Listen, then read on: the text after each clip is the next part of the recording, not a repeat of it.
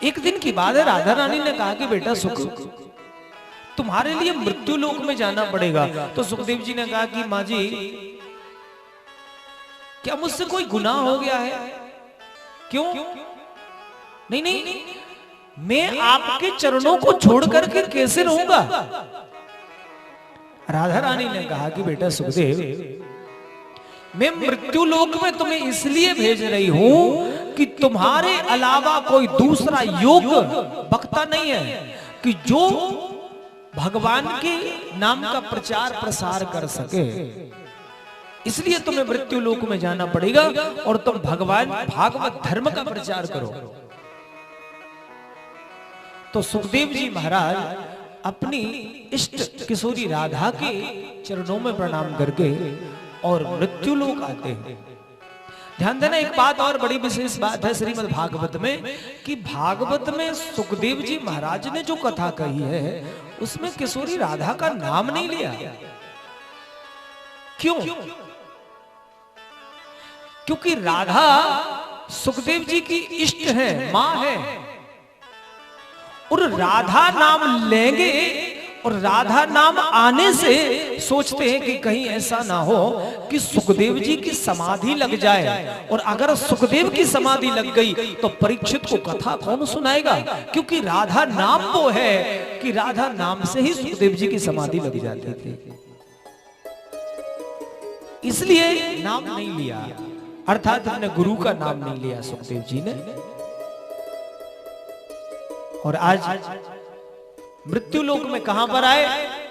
कैलाश पर्वत पर भगवान भोलेनाथ रहते हैं। बोलिए गौरी शंकर भगवान की जय हो। जिनके सर पे ज्ञान की गंगा है, ध्यान देना, उनकी कथा है, शिव की कथा है।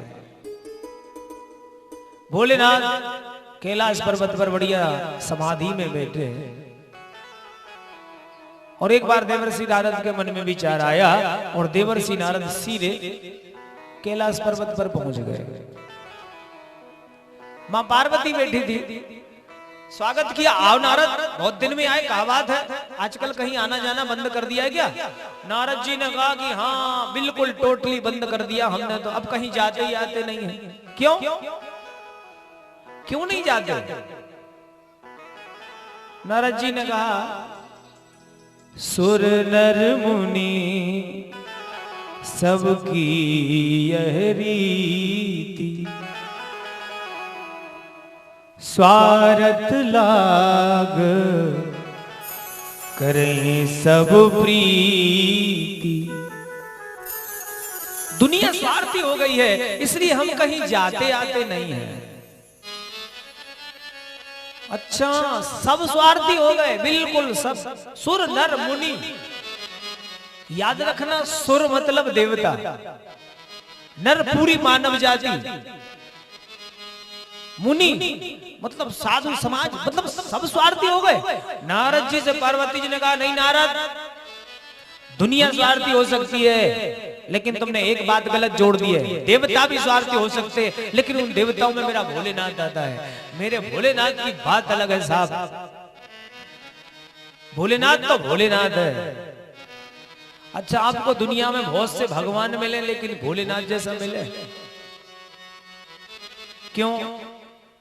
राम जी के मंदिर में जाओ तो टाइम से खुले, कृष्ण जी के मंदिर में जाओ तो और राजा साहब बढ़िया अपने टाइम से उठे 8 बजे, हाँ? और भोलेनाथ के मंदिर में जाओ तो, कृष्ण जी के, लक्ष्मी नारायण के मंदिर में जाओ तो बड़े बड़े ताले मिले, बढ़िया मजबूत दरवाजे मिले। और भोलेनाथ के मंदिर में जाओ तो ताले नहीं साहब, दरवाजे ही बहुत कम मिले। शिव जी के मंदिर में दरवाजे ही कम मिलते हैं। क्यों कम मिलते हैं? शिव जी कहते रहे चिंता मत करो, तुम्हें जब जब जिस चीज की जरूरत पड़ जाए हमारा दर खुला है। किसी का दर बंद रहे मुझे उसकी परवाह नहीं है, लेकिन तू मेरी शरण में आ जा, 24 घंटे मेरा दर खुला है। वास्तव में, और शिव ऐसा दानी है, शिव के जैसा कोई दानी नहीं हो सकता।